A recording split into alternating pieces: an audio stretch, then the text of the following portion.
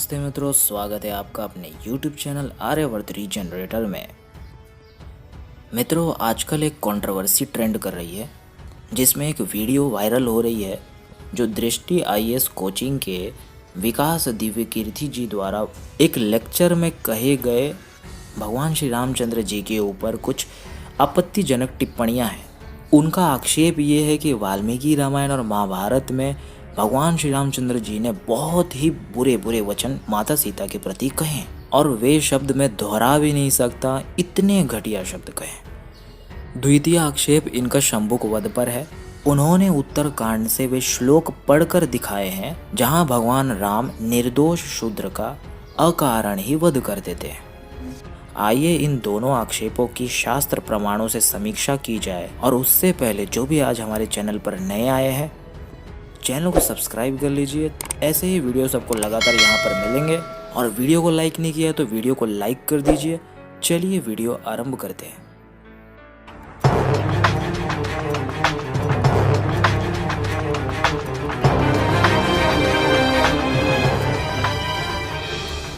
मित्रों, दृष्टि IAS coaching के शिक्षक श्री विकास दिव्यकीर्ति जी ने महाभारत का एक श्लोक दिखाकर भगवान राम पर कुछ दोष लगाए हैं। उसका अर्थ ये न जानते हुए, क्योंकि इन्होंने कहा है इन्होंने न तो वाल्मीकि रामायण पढ़ी है न ही महाभारत का अध्ययन किया है। ये एक JNU के प्रोफेसर की एक पुस्तक में से उनके हेतुओं को कॉपी करके ब्लेम महर्षि वाल्मीकि और महर्षि वेदव्यास पर लगाकर भगवान श्री रामचंद्र जी को दोषित कर रहे हैं। इस अनपढ़ मूर्ख व्यक्ति ने भी अपनी इस पुस्तक में श्री रामचंद्र जी को अभद्र शब्द कहने वाला ही हेतु दिया है।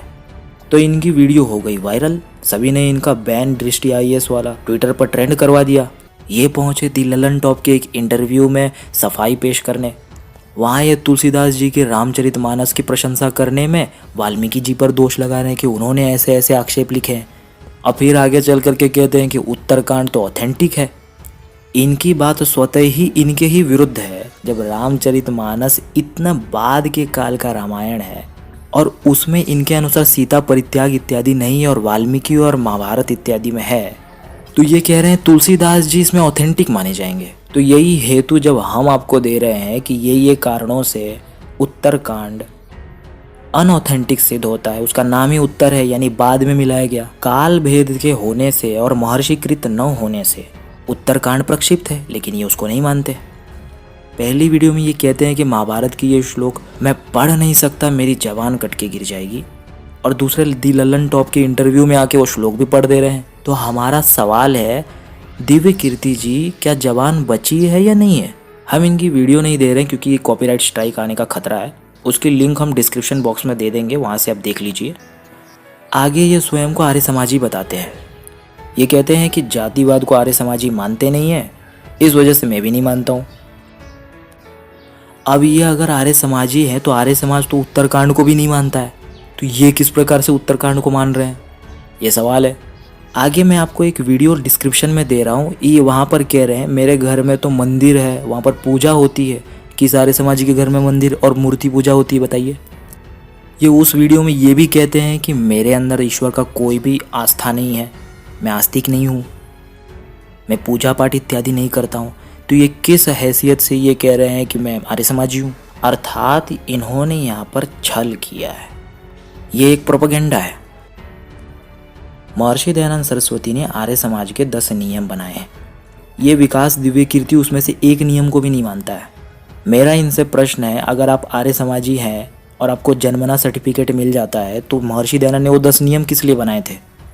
जो महर्षि दयानंद के बताए 10 नियम का पालन नहीं करता वो कभी आर्य समाजी कहला नहीं सकता, उसके लक्षण आर्य समाजी नहीं हो सकते, ये जान लीजिए। अब देखिए, एक और इन्होंने एक वीडियो में वेदों का अपमान किया है, दर्शनों के महर्षियों का अपमान किया है। उसकी लिंक भी हम नीचे डिस्क्रिप्शन में दे दे रहे हैं, वो भी देख लीजिए। और इस पर हम एक लाइव करने वाले हैं। क्या 6 दर्शन के ऋषि नास्तिक थे, उस पर अलग से कर देंगे। ये एक वीडियो में पुत्रेष्टि यज्ञ का मजाक बना रहे हैं, उसे अलौकिक घटना सिद्ध कर रहे हैं, काल्पनिक रामायण को सिद्ध कर रहे हैं। पुत्रेष्टि यज्ञ के विषय में हमने एक लाइव वीडियो बना दिया है, उसे आप देख सकते हैं। अब आइए सत्यार्थ प्रकाश पर। आर्य समाजी है तो सत्यार्थ प्रकाश तो पढ़ा ही होगा। ये देखो, महर्षि दयानंद तृतीया समुल्लास में तुलसीदास जी के रामचरितमानस को तो अप्रामाणिक ग्रंथ कहा है, ये तो वीडियो में उसकी प्रामाणिकता सिद्ध कर रहे हैं। अब महर्षि दयानंद ने तृतीय समोल्लास में ही 74 पेज नंबर पे क्या लिखा है, तत्पश्चात मनुस्मृति, वाल्मीकि रामायण और महाभारत के उद्योग पर्वांतर्गत विदुर नीति आदि अच्छे प्रकरण, यानी जो मिलावट इत्यादि हटाकर जिनसे दुष्ट व्यसन दूर हो और उत्तम सभ्यता प्राप्ति हो, ऐसे जो भी काव्य रीति हैं, अर्थात अब इसको पढ़ो, पदच्छेद, पदार्थोक्ति, अन्वय, विशेष्य, विशेषण और भावार्थ को अध्यापक लोग जनावे और विद्यार्थी लोग जानते जाएं, इसको 1 वर्ष के भीतर पढ़ लें। अब आपसे सवाल है, अगर आप आर्य समाजी हो तो क्या आपने इस दृष्टि से या कहें इस शैली से क्या काव्य का पदच्छेद, पदार्थोक्ति, उसके अंदर क्या उक्ति है, फिर उसके बाद अन्वय, विशेष्य, विशेषण, आप तो पूरा ही लेखक के अभिप्राय से विपरीत छल करके उसके मुंह पर दोष लगा रहे हो। यानी अपनी मूर्खता से वक्ता के कहे अभिप्राय को तोड़ मरोड़ कर समझकर उसका खंडन करना, आप तो ऋषि दयानंद के ही विरुद्ध हुए। यानी आप आर्य समाजी कहलाने योग्य हो ही नहीं, आप काव्य रीति को समझते ही नहीं हो। ये कभी बुद्धिज्म में बुद्ध का चर्चा नहीं करेंगे कि देखो आधी रात में बुद्ध ने अपने पुत्र और पत्नी को किस प्रकार छोड़ के भाग गए, किस प्रकार से इनके बुद्ध ने माता और पुत्र के बीच में संभोग करने का दोष लगाया था। ये सारी बातें एक कभी नहीं कहेंगे, वहाँ इनकी जबान कटकर नहीं गिरती है। और इन्हें जो शरण दे रहा है द लल्लन टॉप नाम का चैनल, वो यही रेफरेंस जब नुपुर शर्मा का कंट्रोवर्सी हुआ था तो अपने चैनल पर नहीं बुलाया उसे नहीं बोला कि किताब से दिखाओ, यही तो बात कह रही है वो। तो ये पुस्तकों से दिखाने वाली बात और वही कहने वाली बात केवल सनातन धर्मियों पर ही लागू किया जाता है, अन्य मतपन संप्रदायों पर नहीं किया जाता। पूरे विश्व के देशों में सनातन धर्मियों पे जो अत्याचार है उसे ये लल्लन टॉप जैसे मीडिया नहीं दिखाएगी। इन्हें तो केवल भारत में जो बचे कुछ सनातन धर्मी हैं उनका मजाक उड़वाना है। विश्व भर के जो मजाकिया ग्रंथ है उनमें से कुछ नहीं दिखाना है। अब आ जाइए ग्रंथों पर, जो ये एक श्लोक दिखाकर लोगों को मूर्ख बनाकर मर्यादा पुरुषोत्तम श्री रामचंद्र जी पर जो दोष लगाया है उसे जड़ सहित निर्मूल कर देते हैं। अब जानिए पूरा प्रसंग वाल्मीकि रामायण से। अब देखिए, जो वाल्मीकि रामायण जो सबसे रामायण के लिए ऑथेंटिक मानी जाने वाली ग्रंथ है, उसमें जो जैसा इतिवृत्त महर्षि वाल्मीकि ने अपने समकालीन श्री रामचंद्र जी और माता देवी सीता का प्रसंग जिस प्रकार से लिखा है, वही ठीक ठीक आप अब सुनिए। और ये भी ध्यान रखिए कि इसी वाल्मीकि रामायण का जो इतिहास है वही समरी रूप में महाभारत में भी आया है। महाभारत आर्ष ग्रंथ है, इस वजह से वह भी प्रमाणिक है और उस पर भी आएंगे। इससे पहले आप देखिए वाल्मीकि रामायण युद्ध कांड 115वां सर्ग, ये गीता प्रेस से दिखा रहे हैं। पूर्व पक्ष ने भी गीता प्रेस से ही आक्षेप लगाया था, तो उसी से अब देखिए यहाँ भगवान श्री रामचंद्र जी माता सीता का, जो कि उनकी धर्म पत्नी थी, उनकी एक परीक्षा लेते हैं और जिसमें हेतु है स्वयं को और देवी माता सीता के भविष्य में उठने वाले जो लोकापवाद है उसको दृष्टि में रखकर उसको कारण मानकर कुछ सवाल करते हैं। भगवान राम और देवी माता सीता पूरे भूमंडल के राजा और रानी भी थे, इसे हमें नहीं भूलना चाहिए। यानी ये दोनों समाज का नेतृत्व कर रहे हैं। तो यहाँ जो लोग ये कह रहे हैं कि श्री रामचंद्र जी ने अपने मान मर्यादा के लिए सीता जी को छुड़ाया है, ये उनकी भूल है, इतिवृत्त न समझने के कारण नासमझी है। मेरे मत में जितना मैं समझ पाया हूँ, जितना ये दोष श्री रामचंद्र जी पर था उतना ही ये दोष माता देवी सीता पर था।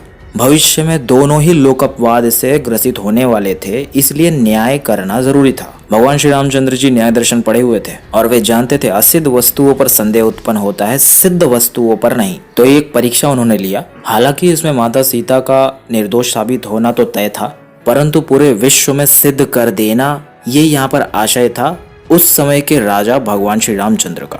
और पति के दृष्टि से माता सीता के मन के भाव को जानने के लिए एक परीक्षा लेते हैं।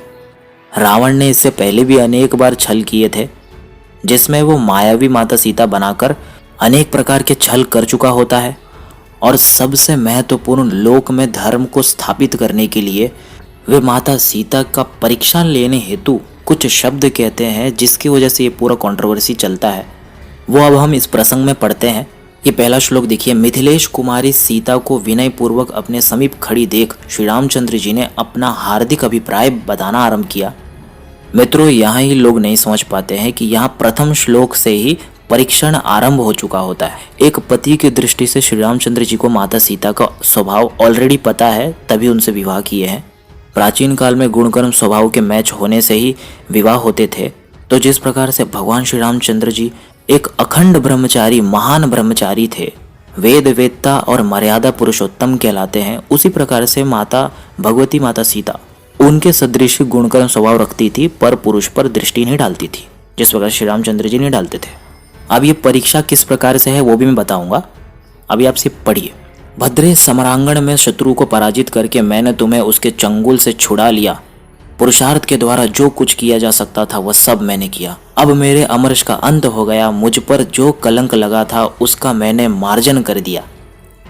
यहाँ देखिए, अपनी प्रतिज्ञा को सिद्ध करने के लिए हेतु प्रस्तुत कर रहे हैं, कुछ कारण दे रहे हैं जिससे परीक्षा वास्तविक लगे, परंतु ये वास्तविक बात नहीं है, एक परीक्षा लिया जा रहा है। पुरुषार्थ के द्वारा शत्रु जनित अपमान और शत्रु दोनों का एक साथ ही नष्ट कर डाला।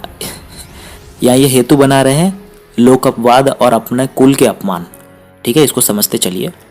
आज सबने मेरा पराक्रम देख लिया, अब मेरा परिश्रम सफल हो गया और इस समय प्रतिज्ञा पूर्ण करके मैं उसके भार से मुक्त एवं स्वतंत्र हो गया। जब तुम आश्रम में अकेली थी उस समय वह चंचल चित्त वाला राक्षस तुम्हें हर ले गया। यह दोष मेरे ऊपर दैववश प्राप्त हुआ था, जिसका मैंने मानव साध्य पुरुषार्थ के द्वारा, यहाँ देखिए, मानव साध्य पुरुषार्थ के द्वारा मार्जन कर दिया, यानी ये दोष को मिटा दिया। जो पुरुष प्राप्त हुए अपमान का अपने तेज या बल से मार्जन नहीं कर देता है, उस मंदबुद्धि मानव के महान पुरुषार्थ से भी क्या लाभ हुआ। तो यहाँ कुछ और कारण पुरुषार्थ इत्यादि का दे रहे हैं। हनुमान ने जो समुद्र को लांघा और लंका का विध्वंस किया, उनका वह प्रशंसनीय कर्म आज सफल हो गया। सेना सहित सुग्रीव ने युद्ध में पराक्रम दिखाया तथा समय समय पर ये मुझे हितकर सलाह देते रहे हैं, इनका परिश्रम भी अब सार्थक हो गया। ये विभीषण दुर्गुणों से भरे हुए अपने भाई का परित्याग करके स्वयं ही मेरे पास उपस्थित हुए थे, अब तक का किया हुआ इनका परिश्रम भी निष्फल नहीं हुआ। इस तरह कहते हुए श्री राम जी की बातें सुनकर मृगी के समान विकसित नेत्रों वाली सीता की आंखों से आंसू भर आया। ये प्रसंग थोड़ा भावुक हो चला था। आगे देखिए, वे अपने स्वामी जी की हृदय वल्लभा थी, उनके प्राण वल्लभ उन्हें अपने समीप देख रहे थे, परंतु लोकापवाद के भय से राजा राम का हृदय उस समय विदीर्ण हो रहा था। वे काले काले घुंघराले बालों वाली कमल लोचना सुंदरी सीता से वानर और राक्षसों की भरी सभा में पुनः इस प्रकार कहने लगे, ये सभा में बात हो रही है, अपने तिरस्कार का बदला चुकाने के लिए मनुष्य का जो कर्तव्य है वह सब मैंने अपनी मान रक्षा की अभिलाषा से रावण का वध करके पूर्ण किया। जैसे तपस्या से भावित अंतःकरण वाले अथवा तपस्या पूर्वक परमात्मा स्वरूप का चिंतन करने वाले महर्षि अगस्त्य ने वातापी और इलवल के भय से जीव जगत के लिए दुर्गम हुई दक्षिण दिशा को जीता था, उसी प्रकार मैंने रावण के वश में पड़ी हुई तुमको जीता है। तो महर्षि अगस्त्य ने दक्षिण दिशा को जीता था। कुछ लोगों ने इसको समुद्र पीने वाला प्रसंग बना डाला। यहीं पर देखिए इसका खंडन। तुम्हारा कल्याण हो, तुम्हें मालूम होना चाहिए कि मैंने जो ये युद्ध का परिश्रम उठाया है तथा इन मित्रों के पराक्रम से जो इसमें विजय पाई है, ये यहाँ पर श्रेय अपने मित्रों को दे रहे हैं। यही एक बेस्ट लीडर का एक लक्षण है। यह सब तुम्हें पाने के लिए नहीं किया गया है। जब भी कोई परीक्षा ली जाती है तो परीक्षक उसे भिन्न भिन्न ढंग से भिन्न भिन्न हेतु कारण गिनवा कर या कहें भिन्न भिन्न कठिन प्रश्न रखकर परीक्षार्थी के मुख से सत्य निकलवाता है या उसके मन के भाव को जान लेता है। ये राजनीति का विषय है, अभी हम दिखाएंगे उसे भी। तो यहाँ श्री रामचंद्र जी जो हेतु और कारण दे रहे हैं ये उनके स्वयं के वचन नहीं है। यहाँ एक परीक्षा चल रहा है जिसमें कहे गए शब्द स्वयं श्री रामचंद्र जी के न होकर एक परीक्षा की दृष्टि से लेने चाहिए। इससे श्री रामचंद्र जी पर दोष नहीं लगता है, मैं दिखाता हूँ। सदाचार की रक्षा, सब और फैले हुए अपवाद का निवारण तथा अपने सुविख्यात वंश पर लगे हुए कलंक का परिमार्जन करने के लिए ही यह सब मैंने किया है। ये हेतु दे रहे हैं स्ट्रॉन्ग, जिससे कि सामने ये मान लिया जाए कि मैंने तुम्हारे लिए कुछ नहीं किया है और उनका मन का भाव पता चल जाए। तुम्हारे चरित्र में संदेह का अवसर उपस्थित है, फिर भी तुम मेरे सामने खड़ी हो। देखिए, जो ये अब्रह्मचारी लोग आज श्री रामचंद्र जी पर दोष लगा रहे हैं, इन लोगों को नहीं पता है मर्यादा पुरुषोत्तम राम और लक्ष्मण और त्रेता युग में हमारे जो महापुरुष हुए हैं वो कितने बड़े ब्रह्मचारी होते थे कि पर नारी पर दृष्टि तक नहीं डालते थे। और ऐसा मनुस्मृति में भी श्लोक है, ऋषिध्यान ने भी छठे समोल्लास में लिखा है, केवल वे ही इसे समझ सकते हैं कि जिस प्रकार से श्री राम थे उसी प्रकार से देवी सीता है। और ये सिद्ध भी होता है आगे, नहीं तो महर्षि वाल्मीकि ऐसे साधारण पुरुष और स्त्रियों के ऊपर क्यों अपनी कलम चला रहे हैं। देवी माता सीता वेद वेदांगों की जानकार थी, तर्कशास्त्र में पारंगत थी, और श्री रामचंद्र जी जानते थे कि उन पर जो आगे सवाल उठाएंगे भविष्य में, उसके लिए भी आज ही न्याय हो जाए, ये सिद्ध हो जाए सभी साक्षियों के समक्ष कि सत्य क्या है। और सीता जी इसमें पूरी योग्य थी अपनी बात को सिद्ध करने के लिए। हालांकि श्री रामचंद्र जी ने स्वयं नहीं कहा था अग्नि परीक्षा करने के लिए, वो माता सीता का स्वयं का निर्णय था। और इसी से पता चल जाता है कि कोई राक्षसिनी सीता जी के वेश में नहीं आई थी, कोई माया नहीं थी, इसके लिए भी ये परीक्षा जरूरी थी। तो ये 17वां श्लोक ध्यान से पढ़िए। यही श्लोक वहां पर भिन्न लोकोक्ति और न्याय लगाकर कुत्ते के हविष्य चाटने में आया है। अब देखिए कैसे, तुम्हारे चरित्र में संदेह का अवसर उपस्थित है, फिर भी तुम मेरे सामने खड़ी हो। जैसे आंख के रोगी को दीपक की ज्योति नहीं सुहाती, उसी प्रकार आज तुम मुझे अत्यंत अप्रिय जान पड़ती हो। ये वही अर्थ है। यदि आप इसका अर्थ निकालेंगे तो जो नेत्र का रोगी होता है, जिसे आंख में रेडनेस हो जाता है, वो प्रकाश की ओर देख नहीं पाता है, उसे नेत्र पीड़ा होती है, तो वो प्रकाश को त्याग देता है। यही बात तो महाभारत में भी महर्षि मार्कंडे पांडव श्रेष्ठ युधिष्ठिर जी को समझा रहे थे। वहीं पर कृष्ण भगवान भी थे, उन्होंने तो विरोध नहीं किया, कोई सवाल नहीं पूछा कि ये क्या है। और ये दिव्य कीर्ति जैसे लोग कह रहे हैं कि इनकी जबान कटकर गिर जाएगी। श्री रामचंद्र जी ने अत्यंत खराब वचन कहा है। इन लोगों ने कौटिल्य अर्थशास्त्र कुछ पढ़ा ही नहीं है, तो ये दिक्कत है। वहाँ एक मुहावरा, एक लोकोक्ति से उसी चीज को समराइज्ड किया गया है रामोपाख्यान पर्व में, जिससे लोग समझते नहीं है। आगे श्री रामचंद्र जी कुछ और वचन कहते हैं। हालांकि ये परीक्षा की दृष्टि से कहा गया है, ये उनके अपने वचन नहीं है। यहाँ ये एक राजा की दृष्टि से उन्हें निष्कलंक सिद्ध करने के लिए न्याय कर रहे हैं। ये लोग नहीं समझ पा रहे हैं। भगवान श्री रामचंद्र जी रावण को मारते ही पूरे विश्व के राजा थे, इस दृष्टि से कोई क्यों नहीं दिख रहा है। जो आगे चलकर पूरे विश्व की साम्राज्य बनने वाली है, वे भी तो निष्कलंक होनी चाहिए। ये भविष्य में उन पर उठने वाले सभी सवालों के अंत के लिए ये एक छोटी सी परीक्षा थी। और इसी से सीता परित्याग का खंडन होता है, वो फेक सिद्ध होती है। जब अग्नि परीक्षा हो गई है तो किस प्रकार की परित्याग? जो सिद्ध वस्तु हो चुकी है उसको असिद्ध मानना मूर्खों का लक्षण है, बुद्धिमान नैयायिक का नहीं है।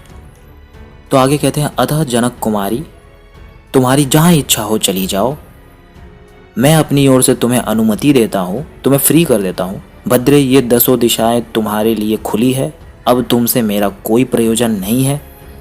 कौन ऐसा कुलीन पुरुष होगा जो तेजस्वी होकर भी दूसरे के घर में रही हुई स्त्री को केवल इस लोभ से कि यह मेरे साथ बहुत दिनों तक रहकर सौहार्द स्थापित कर चुकी है, मन से भी ग्रहण कर सकेगा। अब ये लोग कहते हैं कि इसमें देवी सीता जी का कोई गलती नहीं है, यह सब गलती श्री रामचंद्र जी की है। तो ये बात गलत है। वाल्मीकि रामायण स्वयं कोई पढ़ना चाहे तो पढ़ ले। श्री रामचंद्र जी ने उनकी बाकायदा सेफ्टी के लिए लक्ष्मण जी को रखा था, लेकिन देवी माता सीता से एक गलती हुई, जो वो मायावी दानव की आवाज़ सुनकर लक्ष्मण जी को वहाँ भेज देती है और रावण अपने प्रपंच में सफल हो जाता है। तो अनेक सवाल है जिसका निवारणार्थ ये परीक्षा श्री रामचंद्र जी ने पूर्व ही ले लिया था, क्योंकि श्री रामचंद्र जी परम बुद्धिमान थे, वे दूरदृष्टा थे। और इसको आप लोग भावनाओं को ठेस पहुंचने वाला समझते हैं।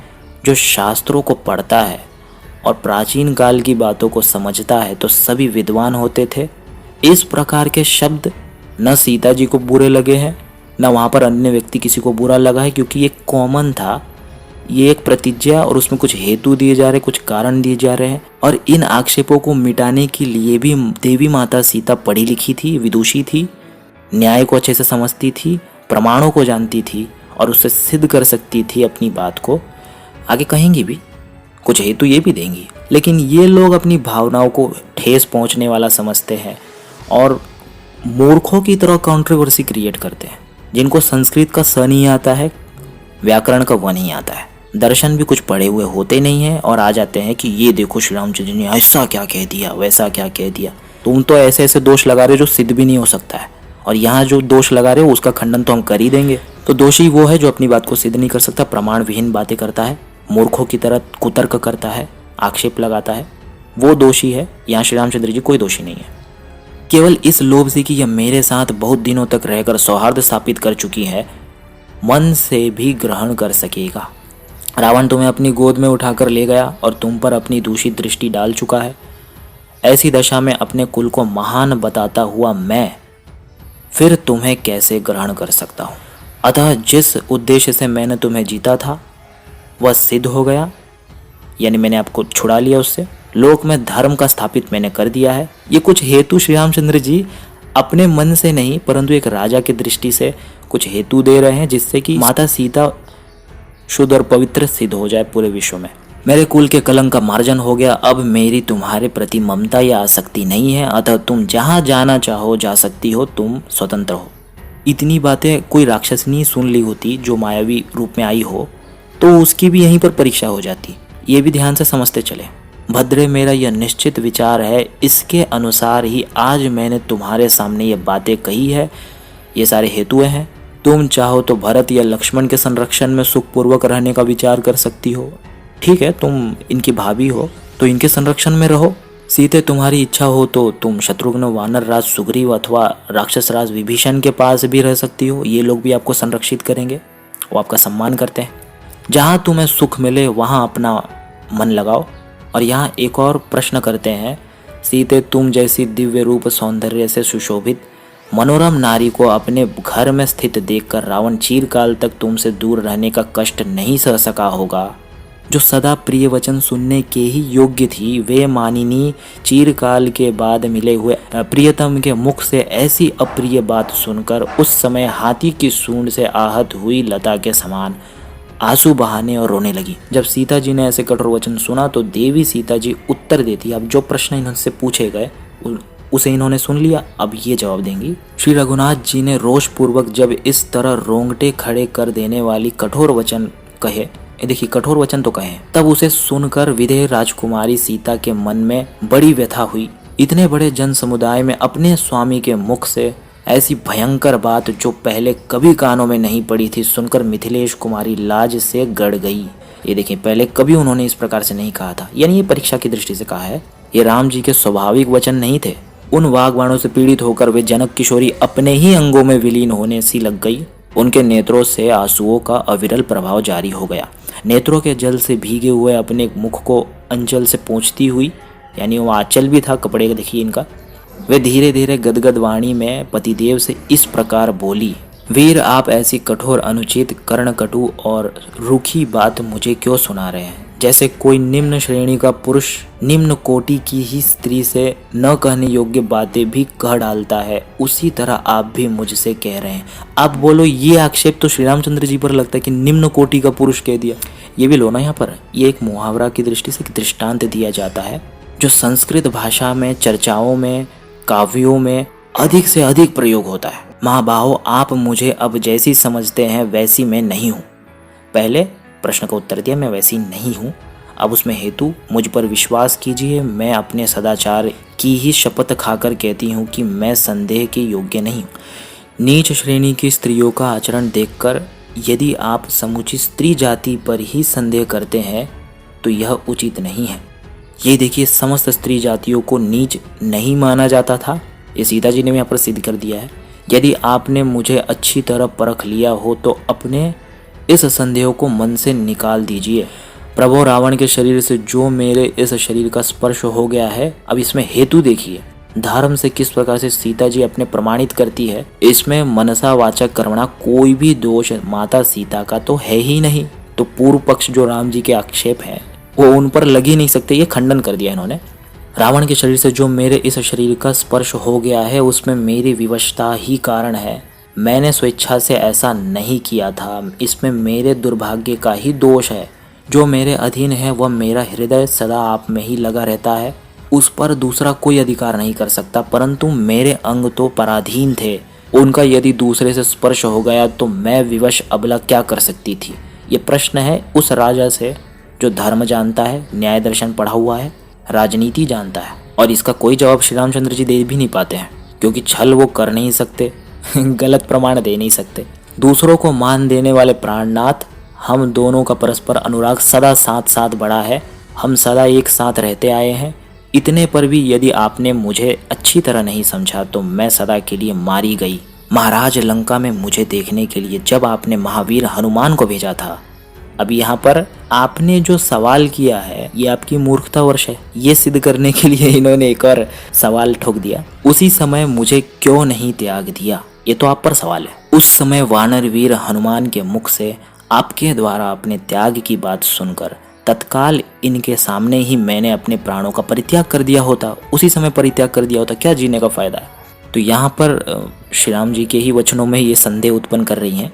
फिर इस प्रकार अपने जीवन को संकट में डालकर आपको यह युद्ध आदि का व्यर्थ परिश्रम नहीं करना पड़ता तथा आपके ये मित्र लोग भी अकारण कष्ट नहीं उठाते। नृपश्रेष्ठ, आपने ओछे मनुष्य की भांति केवल रोष का ही अनुसरण करके मेरे शील स्वभाव का विचार छोड़कर केवल निम्न कोटि की स्त्रियों के स्वभाव को ही अपने सामने रखा है।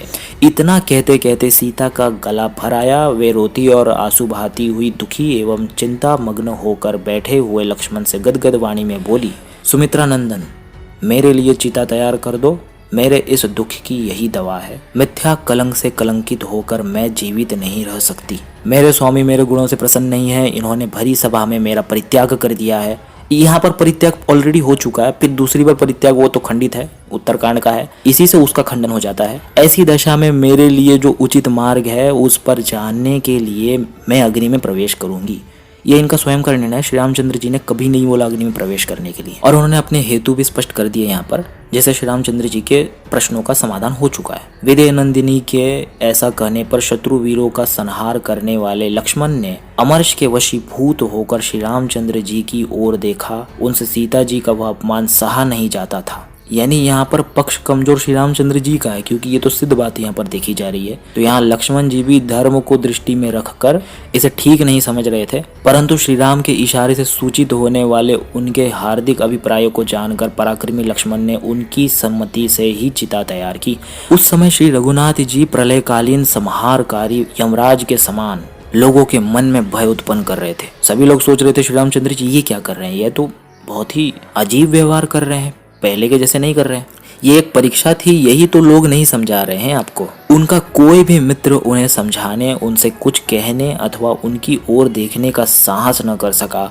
भगवान श्री राम सिर झुकाए खड़े थे। उसी अवस्था में सीता जी ने उनकी परिक्रमा की। सीता जी का जो अंतः मत था वो स्पष्ट था, या तो मैं राम जी से प्रेम करती हूँ या मैं मर जाऊंगी। और ये लोक देख भी रहा है। लोक में इसीलिए तो देवी माता सीता का पूजा होता है और उनके पतिव्रत धर्म का पूजा होता है।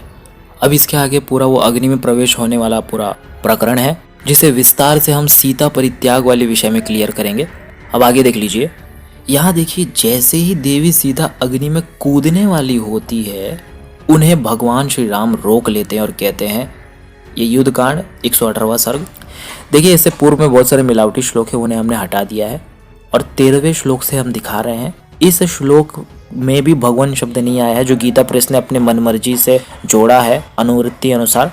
तो 13वें श्लोक का इस प्रकार से अर्थ है, लोगों में सीता जी की पवित्रता का विश्वास दिलाने के लिए इनकी यह शुद्धि विषयक परीक्षा आवश्यक थी। ये देखिए, ये परीक्षा थी, क्योंकि शुभ लक्षणा सीता को विवश होकर दीर्घ काल तक रावण के अंतपुर में रहना पड़ा है।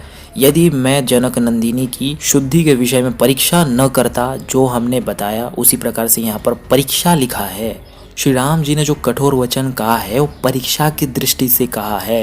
राजा के लिए कोई अपना पराया नहीं होता है, सब समान होते हैं न्याय करने वक्त। इसे इस प्रकार से समझे, यदि मैं जनक नंदिनी की शुद्धि के विषय में परीक्षा न करता तो लोग यही कहते कि दशरथ पुत्र राम बड़ा ही मूर्ख और कामी है। यदि वो परीक्षा नहीं करते तो लोग आगे यही कहता, उन पर एक आक्षेप लगाया जाता। यह बात मैं भी जानता हूँ कि मिथिलेश नंदिनी जनक कुमारी सीता का हृदय सदा मुझ में ही लगा रहता है, मुझसे कभी अलग नहीं होता। यह सदा मेरा ही मन रखती, मेरी इच्छा के अनुसार चलती है। ये देखिए, श्री रामचंद्र जी की पति की दृष्टि से वे माता सीता के प्रति किस प्रकार से विचार रखते हैं। जिन भगवान श्री रामचंद्र जी पर यह आक्षेप लग रहा है कि उन्होंने माता सीता को कुत्ते के चाटे हुए हविष्य की भांति त्याग देने की बात कही है, ये 15वां श्लोक लोग क्यों नहीं पढ़कर बताते हैं कि वो पूर्व में परीक्षा की दृष्टि से कहा था। परीक्षा करते वक्त उनके भाव परीक्षक के भांति कठोर होंगे। मुझे यह भी विश्वास है कि जैसे महासागर अपनी तटभूमि को नहीं लांघ सकता, उसी प्रकार रावण अपने ही तेज से सुरक्षित इन विशाल लोचना सीता पर अत्याचार नहीं कर सकता था। शत्रु पक्ष का वे पूरा आकलन कर चुके थे, गुप्तचर दूत इत्यादि से कर चुके थे। वो जानते थे रावण के विषय में सारी बातें, और रावण श्री रामचंद्र जी से बहुत भय करता था। इसीलिए तो उन्हें श्री रामचंद्र जी की अनुपस्थिति में हरण किया था। तथापि तीनों लोकों के प्राणियों के मन में विश्वास दिलाने के लिए एकमात्र सत्य का सहारा लेकर निष्पक्ष होकर मैंने अग्नि में प्रवेश करती हुई विदेह कुमारी सीता को रोकने की चेष्टा नहीं की। मिथिलेश कुमारी सीता प्रज्वलित अग्नि शिखा के समान दुर्धर्ष और दूसरे के लिए अलभ्य है। मुझको छोड़ के दूसरे के लिए अलभ्य थी, ये तो सभी जानते हैं। दुष्टात्मा रावण मन के द्वारा भी इन पर अत्याचार करने में समर्थ नहीं हो सकता था। माता सीता बहुत पढ़ी लिखी थी, विदुषी थी, धनुर्वेद भी पढ़ी हुई थी और धर्म जानती थी, तो वो कभी इस प्रकार से कर ही नहीं सकती है। ये लोक नहीं मानेगा, उसके लिए ये परीक्षा लिया गया है। परंतु श्री रामचंद्र जी उन्हें जानते थे। ये सती साध्वी देवी रावण के अंतपुर में रहकर भी व्याकुलता या घबराहट में नहीं पड़ सकती थी, क्योंकि ये मुझसे उसी तरह अभिन्न है, मुझसे भिन्न नहीं है, अभिन्न है। जैसे सूर्य देव से उनकी प्रभा, जिस प्रकार से सूर्य देव से उनकी प्रभा का त्याग नहीं हो सकता, उसी प्रकार से राम से सीता का त्याग हो ही नहीं सकता। ये राम जी ने ही प्रमाणित कर दिया है। मिथिलेश कुमारी जानकी तीनों लोकों में परम पवित्र है। ये देखिए कंक्लूजन और श्री रामचंद्र जी का निर्णय। ये कोई नहीं बता रहा है। जैसे मनस्वी पुरुष कीर्ति का त्याग नहीं कर सकता, कीर्ति उससे सदा जुड़ी रहती है, जिस प्रकार से पुरुष की परछाई उससे जुड़ी रहती है, उसी तरह मैं भी इन्हें नहीं छोड़ सकता, कभी उनका परित्याग नहीं कर सकते। अब देखिए योगियों और योगाभ्यासियों को, चाहे वो विद्यार्थी हो या सन्यासी, उसके लिए महर्षि दयानंद व्यवहार बाणों में क्या लिखते हैं, ये पढ़िए। बुरे कामों पर क्रोध, विद्या ग्रहण में लोभ, सज्जनों में मोह, बुरे कामों से भय। अर्थात वेदानुकूल सिद्धांत ये कहता है कि सज्जनों से सदा मोह रखना चाहिए, उनका सत्संग करते रहना चाहिए। त्रेता युग में सभी भली भांति योग को आचरण में लाते थे, तो उस प्रेम में, उस गृहस्थ में और आज के प्रेम और गृहस्थ में जमीन आसमान का फर्क है, इसे भी नापते चले। और यही न्याय भी होता है। कोई धोबी कह दे, कोई ऐसा कह दे, वैसा कह दे, इससे कोई न्याय नहीं होता है। प्रमाण के आधारित होना चाहिए। प्रमाण से यहाँ पर सीता जी निर्दोष सिद्ध हुई। तो यहाँ पर ये प्रसंग पूरा समाप्त हुआ। अब देखिए मैं आचार्य कौटिल्य के अर्थशास्त्र से राजा के परीक्षा करने की कई सारी रीति समझाता हूँ। इसको जानने से आप ये समझ जाएंगे कि वहाँ पर देवी सीता के साथ जो भी कठोर शब्द इत्यादि कहे गए हैं, वो परीक्षा की दृष्टि से कहे गए हैं, उनके मनोभाव को जानने के लिए कहे गए थे। यहाँ देखिए आचार्य चाणक्य ने राजा द्वारा मंत्री के मनोभाव को जानने के लिए कुछ परीक्षा रीति बताई है, वो देखिए। यह राजा के स्थान पर मर्यादा पुरुषोत्तम श्री रामचंद्र जी को रखें। राजा का व्यवहार प्रत्यक्ष, परोक्ष और अनुमेय तीनों प्रकार का होता है। इसीलिए पिछले सूत्रों में तीनों ही प्रमाणों से परीक्षा करने का विधान किया है। अपने आप देखा हुआ व्यवहार प्रत्यक्ष तथा दूसरों से बतलाया हुआ परोक्ष कहता है। यहाँ जो मर्यादा पुरुषोत्तम श्री रामचंद्र जी ने जिन प्रमाणों से सीता माता का परीक्षण किया है, उसे आप इन तीनों प्रमाणों से कंपेयर करिए। अपने आप देखा हुआ व्यवहार प्रत्यक्ष तथा दूसरों से बतलाया हुआ परोक्ष कहलाता है। कार्यों में किए हुए कार्य से न किए हुए कार्य का समझना या देखना अनुमेय कहा जाता है। यहाँ पर सीता जी ने इसी अनुमेय प्रमाणों से अपनी सिद्धि भी की थी, और सवाल भी कुछ इसी दृष्टि से श्री रामचंद्र जी ने पूछे थे। क्योंकि राजकीय कार्य एक साथ नहीं किए जा सकते, वे बहुत प्रकार के और अनेक स्थानों में होने वाले होते हैं। ठीक ठीक स्थान और समयों में अकेला ही राजा उन सब कार्यों को नहीं कर सकता, इसलिए जिससे कि उन कार्यों के उचित देश और काल का अतिक्रमण न हो, इस प्रकार राजा अमात्यों के द्वारा ही परोक्ष रूप में उन सब कार्यों को करवावे। इसीलिए उपर्युक्त अमात्यों की परीक्षा और नियुक्ति का विधान किया गया है। अब अमात्य लोग बहुत सारे कार्य करते हैं, उनकी भी पहले परीक्षा स्वयं राजा करे। तो राजा कैसे परीक्षा करता है वो भी इसमें लिखा हुआ है। ये पहला अधिकरण 10वां अध्याय 6ठा प्रकरण है। गुप्त रीति से अमात्यों के हार्दिक, सरल और कुटिल भावों का परीक्षा। यही चीज जो राजनीति में श्री रामचंद्र जी ने पढ़ा था अपने काल में, वही चीज यहाँ पर अप्लाई किया उन्होंने। लेकिन लोगों ने इसको न समझकर उनके शब्दों को पकड़ा। उसके पीछे का शास्त्र क्या प्रमाण है, क्या विधि है, क्या नहीं है, ये सब समझने का थोड़ा भी विचार नहीं किया। साधारण अधिकार पदों पर अमात्यों को नियुक्ति करके मंत्री और पुरोहित के सहित राजा उनके मन की पवित्रता का परीक्षण वक्ष्यमाण गुप्त रीतियों से करे। अभी देखिए उनकी मन की पवित्रता को किस प्रकार से राजा परीक्षण करेगा वो देखिए। अब फिर आप बोलना श्री रामचंद्र जी ने गलत किया कि सही किया। राजा नीच कुलोत्पन्न किसी अस्पृश्य व्यक्ति के यहाँ यज्ञ कराने के लिए या उसे पढ़ाने के लिए पुरोहित को नियुक्त करे। तो इसे किस तरीके से इसके मन को जानना या उसे उगलवाना है। जब पुरोहित इस बात से रुष्ट होवे, जब वो रुष्ट हो जाएगा तो उसको उसके अधिकार पद से गिरा देवे। उसे पहले गिरा दीजिए उसके अधिकार पद से, अब वो अपने मन का भाव निकालेगा। इस प्रकार तिरस्कृत हुआ पुरोहित क्षत्रियो गुप्तचर का कार्य करने वाले पुरुष या स्त्रियां के द्वारा शपथ पूर्वक एक एक अमात्य को राजा से इस प्रकार भिन्न भिन्न करे। देखो यह राजा बड़ा अधार्मिक है। राजा ही कहलवा रहा है कि राजा बड़ा अधार्मिक है उसके मन में डालने के लिए। इसके ही वंश में उत्पन्न हुए किसी अन्य श्रेष्ठ सर्वपूज्य धार्मिक व्यक्ति को अथवा समीप देश के किसी सामंत को या आटविक जंगल के स्वामी अथवा जिसको हम सब मिलकर निश्चय कर लें उसे इस राजा के स्थान पर नियुक्त करना चाहिए। इस प्रकार से इसे थोड़ा छद्म रीति से इस विधि से उस पुरोहित का भाव राजा के प्रति क्या है वो जानने के लिए यह बात और सब लोगों को अच्छी लगी है, उन्होंने इसको स्वीकार कर लिया है। अब बताओ तुम्हारी इसमें क्या सम्मति है, ऐसा कहे। यदि वह इस बात का समर्थन न करे, जिस प्रकार से सीता जी का वहां पर टेस्ट हुआ था, अगर वो समर्थन कर लेती तो फिर दोषी तो वैसे ही साबित हो जाती, लेकिन उन्होंने समर्थन नहीं किया, उन्हें नकार दिया पूरी तरीके से। तो ऐसे कुछ आश्चर्यजनक व्यवहार करने पड़ते हैं राजनीति में, तभी न्याय होता है। तो उसे शुचि अर्थात पवित्र हृदय समझा जावे। यह धर्मोपदा अर्थात धर्म के द्वारा गुप्त रीति से अमात्यों की पवित्रता का पता लगाना कहा जाता है। यह धर्मोपदा रीति है।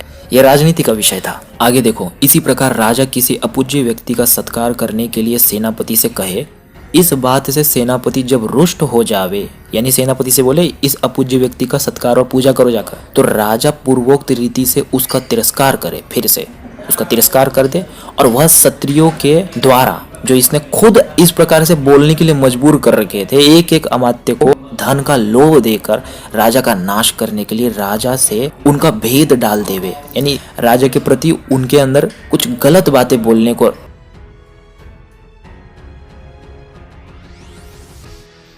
रोष उत्पन्न करे और फिर पूर्वोक्त रीति से कहे कि इस बात को सबने स्वीकार कर लिया है, तुम्हारी इसमें क्या सम्मति है, इसको मरवा दे क्या। यदि वह इस बात का समर्थन न करे तो उसे सूची समझा जावे, यानी ये योग्य पुरुष है जिसे रख सकते हैं। वह अर्थोपदा यानी यहाँ अर्थ देकर धन का लोभ देकर गुप्त रीति से अमात्यों के हृदय की पवित्रता का पता लगाना कहा जाता है, यानी हृदय की पवित्रता इस प्रकार से जांची जाती है। तो ये भी अप्लाई किया था श्री राम जी ने। किसी विश्वस्त साधु वेशधारिणी स्त्री को अंतःपुर में ले जाकर उसका अच्छी तरह सत्कार करे और फिर वह महामात्रों अमात्यों के पास अलहदा जाकर उन्हें राजा से भिन्न कर देवे और कहे कि महारानी तुम्हें चाहती है, तुम्हारे साथ समागम करने के लिए सब तरह के उपाय किए हुए हैं, इसमें तुमको धन भी बहुत मिल जाएगा। उसको काम और धन का लोभ दे रहे हैं। यदि वह इस बात का प्रत्याख्यान कर दे, यानी इसका प्रत्याख्यान कर दे, तो उसे सूची समझा जावे, यानी ये ठीक व्यक्ति है, इसका नाम कामोपदा है। और इसी प्रकार से और भी कई सारे कपट और छद्म रूप से धर्म पालन की दृष्टि से, राज्य पालन की दृष्टि से, न्याय के विधि के अंतर्गत ही ऐसे नीतियां बनाई गई है जिसका श्री रामचंद्र जी ने पालन किया था। वो वास्तविक श्री रामचंद्र जी के वचन नहीं थे, किंतु परीक्षण दृष्टि से कहे गए कुछ कठोर शब्द थे। यही तो लोगों को समझ नहीं आ रहा है। अब वापस आ जाइए महर्षि वाल्मीकि के रामायण में। जब परीक्षा समाप्त हो जाती है और निश्चित रूप से माता सीता निर्दोष साबित हो जाती है, निष्कलंक साबित हो जाती है, वहां भगवान राम क्या घोषणा कर रहे हैं, विशुद्धा त्रिषु लोकेषु मैथिली जनकात्मजा और न विहा तुम मया शक्या कीर्तिरात्मवता यथा। अर्थात भगवान राम कहते हैं कि देवी सीता को उसी तरह नहीं त्याग सकता जैसे कोई मनस्वी पुरुष अपनी कीर्ति को। अर्थात भगवान श्री राम भी माता सीता से इतना ही प्रेम करते थे जितना माता सीता श्री रामचंद्र जी से। उन्होंने जो ये परीक्षा लिया था उसका उद्देश्य भी सर्ग नंबर 118 में सबके सामने रख देते हैं। वह कह रहे थे कि मैं परीक्षा ले रहा था। और एक मूर्ख पेरियार ने भी माता सीता पर जो आक्षेप लगाया है कि वह रावण से प्रेम करती थी, वो भी खंडित हो गया इन सभी श्लोकों और प्रसंग को पढ़ने से। अब आ जाइए विकास दिव्य कीर्ति के द्वारा लगाए गए जो दूसरा आक्षेप है वो महाभारत से है। महाभारत वन पर्व अध्याय 291 श्लोक 13 में यहाँ इसने जेएनयू के प्रोफेसर के द्वारा जो लिखित पुस्तक है उसको कोट करते हुए प्रमाणित मानते हुए राम जी पर दोष लगाया है कि उन्होंने इतने खराब शब्द माता सीता के लिए प्रयोग किए हैं जिसको कहते वक्त उनकी जीवा कट के गिर जाएगी। आइए इसका समीक्षा करते हैं। तो यहाँ देखिए ये जो मुहावरा है जिस पर ये पूरी कंट्रोवर्सी चल रही है, जिस प्रकार से कुत्ते के चाटे गए भविष्य को त्याग देना चाहिए, वो ग्रहण करने की वस्तु नहीं बची होती है, इसी लोकोक्ति के सदृश माता सीता भी अब अपवित्र हो गई है, वह अब ग्रहण की नहीं जा सकती। और ये मर्यादा पुरुषोत्तम राम राजा की दृष्टि से उन पर सवाल कर रहे हैं। लोक अपवाद और लोक मर्यादा न्याय को स्थापित करने के लिए उनसे सवाल है, उसी में ये उदाहरण से सिद्ध कर रहे हैं अपनी प्रतिज्ञा। ये पूरा पंचावयव ही है यहाँ पर। तो यहाँ एक लोकोक्ति है, ये कुत्ता और भविष्य से नहीं तुलना किया गया है उनसे। ये एक मुहावरा था जो महाभारत काल में बहुत प्रसिद्ध था, और क्योंकि वाल्मीकि रामायण तो कोई पढ़ने वहां पर बैठने वाला नहीं था, समरी फॉर्म में महर्षि मार्कंडेय ने युधिष्ठिर को सुनाया था। उसी में कोई लोकोक्ति अगर वो जोड़ दे रहे हैं, परंतु वो एक मुहावरा है जिससे वो भावार्थ वही निकलता है, तो इसे प्रक्षिप्त नहीं माना जा सकता। इसमें कोई दोष मुझे तो नहीं दिखता। अब देखिए महाभारत से इतने सारे श्लोकों में ये मुहावरा कंटिन्यूअसली यूज हुआ है, ये न्याय यूज हुआ है, ये दृष्टांत का लगातार यूज हुआ है। स्क्रीन पर आप देख सकते हैं। अब मुहावरा होता है किसी अर्थ का बोध कराने के लिए काव्य रीति से इसे बनाया जाता है। श्लोक निर्माण भी इससे सरल हो जाता है। मूल वाल्मीकि रामायण में तो ये नहीं आया ये, परंतु ये गलत भी नहीं है। अभी आपने इतने सारे श्लोकों में ये मुहावरा रिपीटेडली देखा, सभी जगह अगर आप इसको ऑब्जर्व करेंगे, समझने की कोशिश करेंगे, तो इसका अर्थ आपको सरलता से बोध हो जाएगा। अयोग्य व्यक्ति का योग्य वस्तु को ले जाना। अयोग्य व्यक्ति यहाँ कौन है? रावण। और यहाँ योग्य वस्तु सदृश किसका कंपैरिजन है? तो माता सीता, यानी उन्हें तो यहाँ पर योग्य ही कहा है। यहाँ मूर्ख की कंपैरिजन तो रावण से हो रही है। मूर्ख दिव्य कीर्ति जी का क्या कहें। इसमें श्री रामचंद्र जी ने माता सीता का कहाँ अपमान किया है? इस मुहावरे का केवल ये अर्थ बनता है कि अयोग्य व्यक्ति ने योग्य वस्तु उड़ा ली है, तो योग्य व्यक्ति का क्या काम है? अब देवी सीता आगे सिद्ध भी तो कर रही है कि नहीं, सवाल का उत्तर देते हुए खंडन कर रही है, आप भ्रम में है महाराज, उस अयोग्य व्यक्ति ने भी मुझे प्राप्त नहीं कर सका है। देवी सीता पहले के ही भांति शुद्ध और पवित्र थी और इसे वो प्रमाणित करती है। इसमें गलत क्या है? पूर्व पक्ष ने एक प्रश्न किया, उत्तर पक्ष ने उत्तर दे दिया। एंड में कंक्लूजन में श्री रामचंद्र जी ने जो परीक्षा में कहा गया था वो उनके वचन नहीं, परंतु लोकपवाद और परीक्षा की दृष्टि से जो कहा है वो भी तो आगे स्पष्ट हो गया ना। तो इस श्लोक में कुछ भी गलत नहीं है। गलत तो वे मूर्ख लोगों की सोच है जो मुहावरे को ठीक अर्थ से नहीं लेते हैं। अब मान लीजिए आपके क्वेश्चन पेपर में लिखा है कि छछूंदर के मस्तक पर चमेली का तेल, इसका अर्थ लिखो, तो क्या यहाँ पर ये लिखोगे कि छछूंदर है उसने अपने मस्तक पर चमेली का तेल लगाया है? या जिसे कोई कह दे छछूंदर के मस्तक पर चमेली का तेल, तो वो अपने आप को छछूंदर मान ले? यही मूर्ख लोगों को समझ नहीं आता है। इन लोगों से कोई एक मुहावरा कह दे, नाक में नकेल डालना, अब इसका किसी ने प्रयोग कर दिया भी, तो क्या इससे ये लोग ये समझ लेंगे कि वास्तव में किसी के नाक में नकेल डाल दी गई है? या ऐसा अर्थ करेंगे कि अपने वश में करना? बताइए। अब देखो एक और, कोई कह दे कि पेट में चूहे कूद रहे हैं, तो क्या आप उसे चूहे मारने की दवा देंगे या बोलेंगे कि लो भैया भोजन लो, खा लो? ये मुहावरा समझने की दृष्टि से होता है, ऐसा नहीं कि उसको जाके चूहे मारने की दवाई दे दो, वो उसको पी के सीधा परलोक सिधार जाए। आगे क्या होता है, विकास दिव्य कीर्ति कहते हैं कि हम तुलसीदास जी को बचाने के लिए, कि देखो कुछ बातें तुलसीदास जी की अत्यंत सुहावनी है, उन्होंने रामचरितमानस में सीता परित्याग का कोई भी बात नहीं लिखा जो वाल्मीकि रामायण के उत्तरकांड में तो है। इनका कार्य वैसा ही है जैसे कोई मूर्ख प्राणी किसी अल्पज्य को बचाने के लिए विद्वानों के खंडन के लिए धोखाधड़ी का प्रयोग करे, कोई प्रमाण नहीं दिया है। आइए तुलसीदास जी के रामचरितमानस की क्या ऑथेंटिसिटी है ये तुलसीदास जी के ही शब्दों से जानते हैं। ये स्क्रीन पर कुछ दोहे देखिए उनके। वे स्वयं लिखते हैं वे विद्वान नहीं है, तो उन्हें बचाने के लिए महाभारत जैसे ऋषिकृत ग्रंथों वक्ता के अभिप्राय से भिन्न अर्थ निकालकर खंडन करना कहाँ तक उचित है। विकास दिव्य कीर्ति कहते हैं कि तुलसीदास जी ने सीता परित्याग को नहीं माना, लेकिन इनका यह कथन भी गलत है, क्योंकि बालकांड में तुलसीदास जी लिखते हैं, सीय निंदक अघ ओघ नसाए, लोक विशोक बनाई बसाए। उन्होंने अपनी पुरी में रहने वाले सीता जी की निंदा करने वाले, सीता जी की पुरी में निंदा कौन कर रहा था? वो धोबी।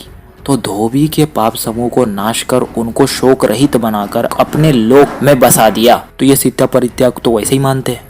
कहाँ इसको निकाला है? ये अनऑथेंटिक रामायण है और उत्तरकांड भी रामायण के समकालीन नहीं है, ये बहुत बाद में मिलाया गया है, इसलिए उसे अनऑथेंटिक कहा जाता है। और ऋषियों का रचना नहीं है, इसलिए उसे अनऑथेंटिक कहा जाता है। और जो यहाँ सीता परित्याग का विषय सुनना चाहे तो एक श्लोक है अयोध्या कांड सर्ग 18 के श्लोक 30 में भगवान श्री राम के विषय में ये प्रसिद्ध श्लोक है, रामो द्विर ना भी भाषते। पश्चिमोत्तर में पाठ है, रामो असत्यम न भाषते। जो राम जी है वे एक और देवी सीता को कभी न छोड़ने वाली बात कहते हैं, तो दूसरी ओर उन्हें कैसे निकाल सकते हैं? तो केवल सुनी सुनाई बातों के आधार पर जो धोबी की मनगढ़ंत आक्षेप है, न साक्षी न प्रमाण, उसी के एक आक्षेप से राजा अपना निर्णय कैसे चेंज कर सकता है? ऐसे कोई फैसला करता है क्या? तो देखिए, एक जगत गुरु श्री राम भद्राचार्य जी है, इनकी एक वीडियो है कि सीता माता का परित्याग कभी हुआ ही नहीं है, शंभुक वध भी फेक है, पूरा का पूरा उत्तरकांड प्रक्षिप्त है। ये इसमें पूरी तरीके से खंडन करते हैं। राम भद्राचार्य जी की वीडियो में एक दोष है, इन्होंने महाभारत भर से रामायण का जो आकलन निकाला है, मेरा ये मत नहीं है। मेरा ये मत है कि महाभारत में अनेक प्रक्षेप हुआ है। यदि महाभारत में कहीं पर कोई रामायण से जुड़ी बात आ भी जाती है जो मूल वाल्मीकि रामायण का न हो, प्रक्षेप हो, तो भी हम उसे नहीं मानेंगे। परंतु इतना तो कह ही सकते हैं कि रामोपाख्यान पर्व में 7वां कांड का लेश मात्र भी जिक्र नहीं है। सीता परित्याग और शंभुक वध पूरा लुप्त है।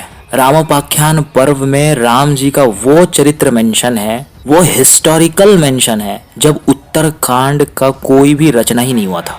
अब ये वेद का प्रमाण देखिए, यहाँ शूद्रों को तप का अधिकार लिखा है, यहाँ सभी वर्णों के गुण कर्म स्वभाव लिखे हैं, उसी में तप से शूद्रम ये शब्द यहाँ पर आप पढ़ सकते हैं।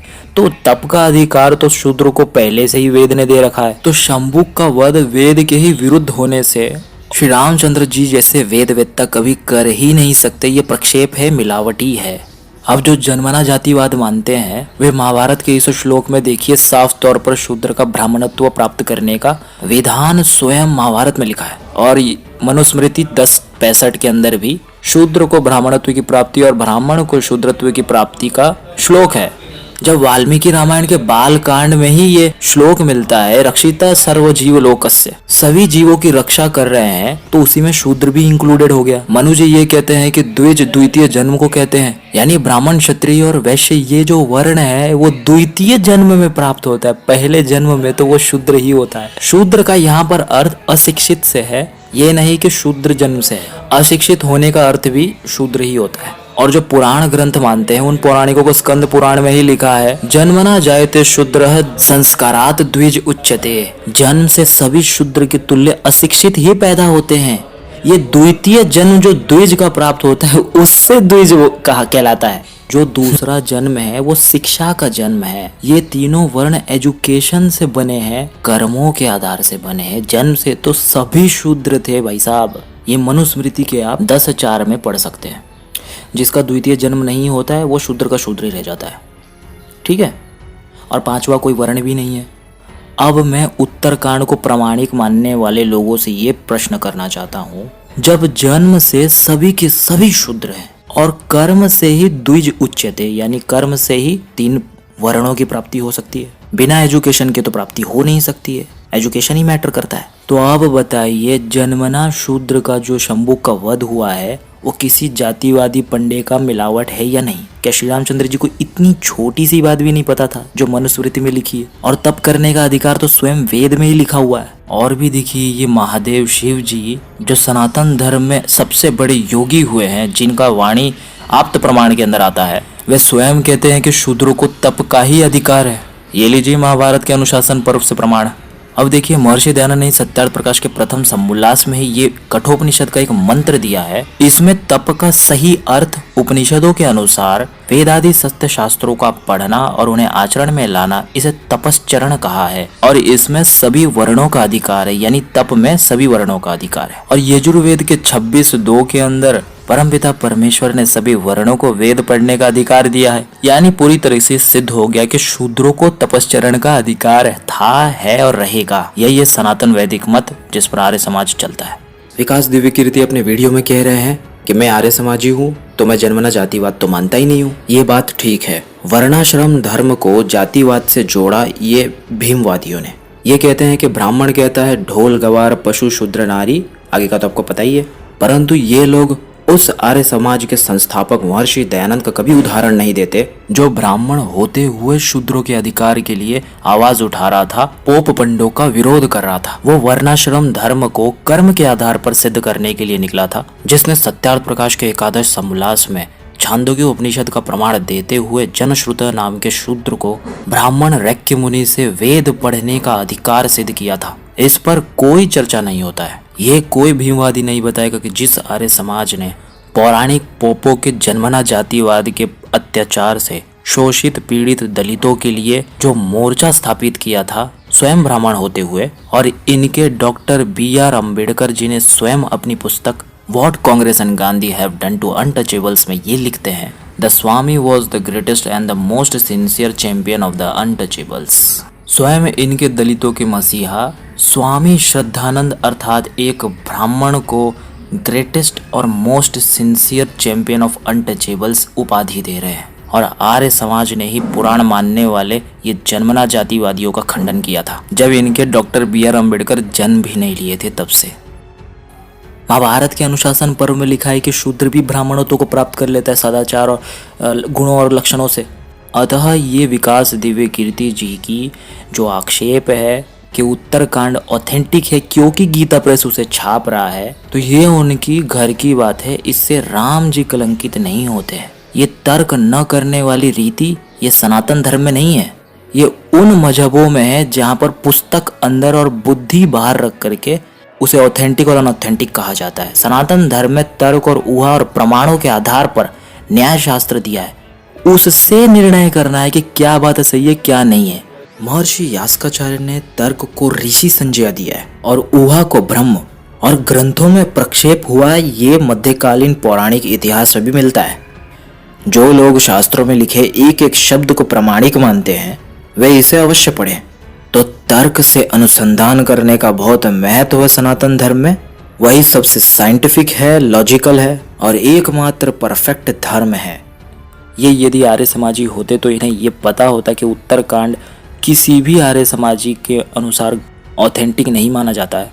उसके आधार पर भगवान श्री राम को शूद्र विरोधी बता रहा है। अब संक्षेप में इसकी भी समीक्षा यहाँ थोड़ा कर लेते हैं। बालकांड प्रथम सर्ग में देवर्षि नारद जी महर्षि वाल्मीकि को राम कथा सुनाते हैं। वहाँ कहीं भी शंभुक वध प्रसंग नहीं आता। शंभुक वध तो क्या पूरा उत्तरकांड ही नहीं है उसमें। और आगे जब महर्षि ब्रह्मा वाल्मीकि जी के आश्रम पर आते हैं तो वे कहते हैं, ब्रह्मा जी तो यहाँ कह रहे हैं कि जैसा नारद जी ने तुम्हें बताया वैसे ही 6 कांडों से युक्त वाल्मीकि रामायण को रचो तुम। और वाल्मीकि जी ने 6 कांड तक ही वैसा का उतना ही प्रसंग, उत्तरकांड का कोई उसमें प्रसंग नहीं आता है, वैसा ही रचा। और नारद जी ने शंभुक वध तो कहीं बताया ही नहीं है, तो फिर किस प्रकार से वाल्मीकि जी ने उसे रच दिया। तो उत्तरकांड कहाँ से प्रमाणित हो सकता है ये बताइए। अब देखिए महर्षि वाल्मीकि युद्ध कांड के अंत में फलश्रुति भी दे देते हैं और वही समाप्त कर देते हैं। तो किसने कब लिख दिया इसे? फलश्रुति ग्रंथ के अंत में ही होती है, ये सब जानते हैं। और ये 6ठे कांड में ही फलश्रुति आ जाती है। यानी ये पूरी तरीके से स्पष्ट हो गया कि युद्ध कांड की फलश्रुति के साथ ही ग्रंथ समाप्त हो गया। अब शंभुक वध रामायण से ही किस प्रकार से परस्पर विरुद्ध है और एक लेखक की रचना नहीं हो सकती, ये देखिए। युद्ध कांड सर्ग 128 में श्लोक नंबर 98, भगवान राम के राज्य में विधवाओं का विलाप नहीं सुनाई पड़ता था, अर्थात स्त्रियां विधवा नहीं होती थी। आगे श्लोक नंबर 101 में देखिए क्या लिखा है। अब यहाँ कुछ लोग सहस्र का अर्थ यहाँ 1000 से लेंगे, किंतु मनुष्य की आयु 1000 वर्ष तथा सहस्र पुत्र संभव ही नहीं है। अतः यहाँ सहस्र का अर्थ भिन्न है। रामायण काल में जो संस्कृत व्याकरण और अर्थ चलता था वो यौगिक था और शतपथ ब्राह्मण में सहस्र का एक अर्थ सर्वम वही सहस्रम परमम सहस्रम इस प्रकार से आया है। तो अब अर्थ बनेगा सब लोग पूर्ण आयु और अनेक पुत्रों वाले होते थे। जब सब लोग अपनी पूर्ण आयु तक जीते थे, ये राम राज्य की बात है, तो किसी ब्राह्मण के पुत्र की अल्प आयु में मृत्यु कैसे हो सकती है, अब बताओ। अर्थात यहाँ से भी शंभुक वध मिथ्या सिद्ध हो जाता है। वाल्मीकि रामायण से ही ये परस्पर विरुद्ध हो जाता है। इसमें कोई संदेह नहीं है कि शंभुक वध राम जी के काल में हुआ ही नहीं था। ये सब जातिवादी पंडों ने मिलाया है। इसे हमें प्रमाणिक कभी नहीं मानना चाहिए। श्री रामचंद्र जी कभी भी निशस्त्र व्यक्ति और बालकों और निर्दोष स्त्रियों पर शस्त्र नहीं चलाते थे और पीठ दिखाकर भागते भी नहीं थे। यही क्षत्रियों का धर्म है। तो शंभुक के हाथ में तो कोई शस्त्र इत्यादि था ही नहीं, तो उस पर श्री रामचंद्र जी किस प्रकार से शस्त्र उठा सकते हैं? ये भी बात वाल्मीकि रामायण के ही परस्पर विरुद्ध है। योग दर्शन में लिखा है कि सभी के सभी यम नियम इत्यादि पालन करना मनुष्य मात्र का धर्म है। योगाभ्यास करना सभी के अधिकार में है। अब ये देखिए यहाँ पर महर्षि दयानंद क्या लिख रहे हैं, इस मंत्र में सत्य भाषण आदि पवित्र कर्म करना तप लिया है। सत्य भाषण आदि पवित्र कर्म करना तप होता है। आगे 33 से दे रहे हैं, ऋतम तपः सत्यम तपः दमस तपः। तो इससे क्या पता चल रहा है, इसे उस व्यक्ति ने मिलाया है जिसे तप का डेफिनेशन तक नहीं पता है आर्ष ग्रंथों के अनुसार। इतने सारे वैदिक ग्रंथ और आर्ष ग्रंथ ये कह रहे हैं कि तप होता है ये सारी चीजें, और उत्तरकांड में किस प्रकार का तप शंभुक कर रहा है? क्या दोनों के अंदर कोई भी तालमेल बैठ रहा है? ये स्वर्ग नर्क की बातें, ये हिल जाना, वो ये हो जाना, क्या इन दोनों में कोई तालमेल दिखा जा रहा है? तो आपका उत्तर होगा नहीं। इस प्रकार के प्रमाण विहीन जो तप है, शास्त्र विरुद्ध जो तप है, ये मिलते हैं आपको पुराणों में। पौराणिक ग्रंथों में ही इस प्रकार के तप, एक टांग पे खड़ा हो जाना, चारों ओर अग्नि के धूम के बीच में बैठकर तप करना, हजारों हजारों सहस्रों वर्षों तक ऋषि मुनि तप करते हैं, ये सारा पाखंड मध्य काल में हुए शास्त्र शून्य पौराणिकों का था, जो तप का वास्तविक स्वरूप नहीं जानते थे। तो ये जो उत्तरकांड के अंदर शंभुक की पूरी कहानी आई है, ये इससे भी बहुत बाद का और मध्यकालीन पौराणिक लोगों की कृति स्पष्ट सिद्ध हो रही है। ये उत्तरकांड बहुत बाद की रचना और अनऑथेंटिक ही है और रहेगी। जन्मना जातिवाद और ये तप इत्यादि स्वर्गलोक की प्राप्ति, ये सारा पाखंड जब शास्त्रों को न समझा गया, उस काल में ये सारा पाखंड रचा गया था। ये यहाँ भी सिद्ध है। यहाँ पर देखिए, धातु को तपा के चमड़ी को जलाना तप नहीं कहा था। तपोवन में जाने रहने से तप नहीं होता, किंतु तप तो करने से होता है, ये सिद्ध होता है। अब अंत में आप कुछ और वाल्मीकि रामायण से श्लोक देखिए और विकास दिव्य कीर्ति तक ये वीडियो भी पहुंचाएं, ताकि उनकी भी बंद अकल खुले। अब ये जो लोग लगा रहे हैं ना कि माता सीता से भगवान श्री रामचंद्र जी ने इस प्रकार से शब्द क्यों कह दिए, उस प्रकार से शब्द क्यों कर दिए, वे लोग इन श्लोकों को कभी नहीं बताते जहाँ ये पता चले कि भगवान श्री रामचंद्र जी माता सीता से कितना प्रेम करते थे। वाल्मीकि रामायण अयोध्या कांड सर्ग 30। मित्रों, ये प्रसंग जो है श्री रामचंद्र जी का माता कैकेयी के आज्ञा रूप वनवास गमन का प्रसंग है।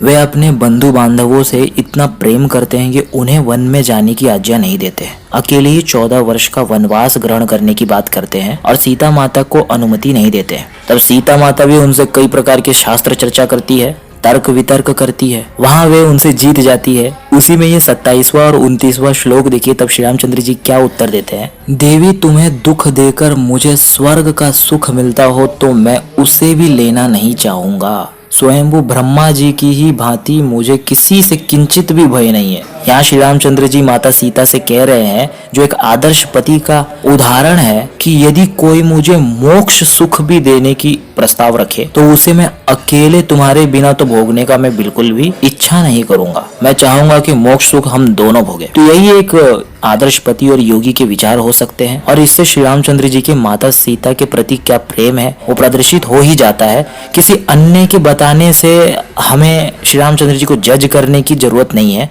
ये वाल्मीकि जी ही पर्याप्त है। आगे देखिए, शुभान ने, यद्यपि वन में तुम्हारी रक्षा करने के लिए मैं सर्वथा समर्थ हूँ, तो भी तुम्हारी हार्दिक अभिप्राय को पूर्ण रूप से जाने बिना तुमको वनवासिनी बनाना मैं उचित नहीं समझता था। ये प्रेम से ही उन्होंने उनको नकारा था कि उन्हें कष्ट इत्यादि भोगना न पड़े। मिथिलेश कुमारी, जब तुम मेरे साथ वन में रहने के लिए ही उत्पन्न हुई हो तो मैं तुम्हें छोड़ नहीं सकता। ठीक उसी तरह जैसे आत्मज्ञानी पुरुष अपनी स्वाभाविक प्रसन्नता का त्याग नहीं करते, जो आत्मज्ञानी है उनसे प्रसन्नता कभी अलग नहीं हो सकती, उसी प्रकार से राम से सीता कभी अलग नहीं हो सकती। ये थे भाव। इतना ही देखकर हमें ये समझ जाना चाहिए कि श्री रामचंद्र जी माता सीता से कितना प्रेम करते थे। और जो श्री रामचंद्र जी सीता माता से प्रेम न करते तो रावण जैसे बलवान राजा के द्वारा हरी गई जो सीता माता है उसे देखते ही वो दूसरा विवाह कर लेते, क्योंकि प्रेम तो उनमें था नहीं। क्यों एक अकेले व्यक्ति बिना राज्य से मदद मांगे स्वयं एक सेना बनाई, सुग्रीव जैसे संधि की, बाली जैसे व्यक्ति का वध किया, पूरे विश्व में सीता जी की छानबीन की, और जब पता लग गया कि लंका में सीता जी है तो पुल बनाकर, जिसे राम सेतु कहते हैं, वहां तक पहुंच के रावण से युद्ध करके इतना रक्तपात करके उसके चंगुल से देवी माता सीता को बचा ले आए। इतना सब केवल एक आदर्श पति वैदिक धर्म का अनुयायी ही कर सकता है। उसके ऊपर ऐसे तुच्छ मच्छर लोग आक्षेप लगा रहे हैं, ये अत्यंत हास्यास्पद है। जो मनोभाव को जानने के लिए राजा की परीक्षा की रीति नहीं जानते और कंट्रोवर्सी करते हैं, वे रामायण पढ़े नहीं होते, क्योंकि सीता माता इसी जो श्लोक है इसी के ऊपर श्री रामचंद्र जी के पुरुषार्थ का मजाक भी उड़ाती है, वो भी एक हास्य शैली में कहती है जो पति पत्नी में चलता है। कई बार उन्हें सीता माता से विमर्श करना पड़ता था, कई बार सीता माता ने राम जी की परीक्षा की है। जब हनुमान जी आते हैं उनके पास तो राम जी की परीक्षा तो करती है ना, क्या प्रमाण है कि आप राम जी के ही दूत हो, रावण के द्वारा नहीं आए हो। जब राम जी का सर रावण दिखाता है कि वो मारे गए हैं, वहां भी वो परीक्षण करती है। तो ये विद्वानों की बात है, अविद्वान लोग इसे नहीं समझेंगे जो शास्त्रों को पढ़े नहीं है।